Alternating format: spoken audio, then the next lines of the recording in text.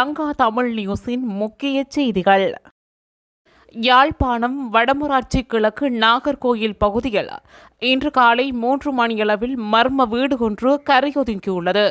அண்மை காலமாக கடல் நிலையில் மாற்றங்களினால் கடல் சீற்றங்கள், சூறாவளி, புயல், நிலநடுக்கம் போன்றவை பல தென்கிழக்கு ஆசிய நாடுகளில் ஏற்பட்டது.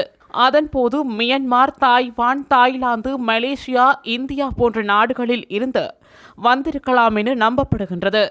குறித்த வீட்டில் பௌத்த சமயத்தினை தாங்கிய பல மர அம்சங்கள் இருப்பதாகவும் தெரிய வருகிறது.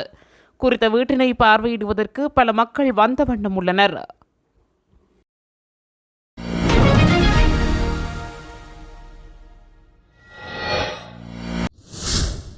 செய்திகளை உடனுக்குடன் அறிந்து கொள்ள நம்ம சேனலை மறக்காம சப்ஸ்கிரைப் பண்ணுங்க.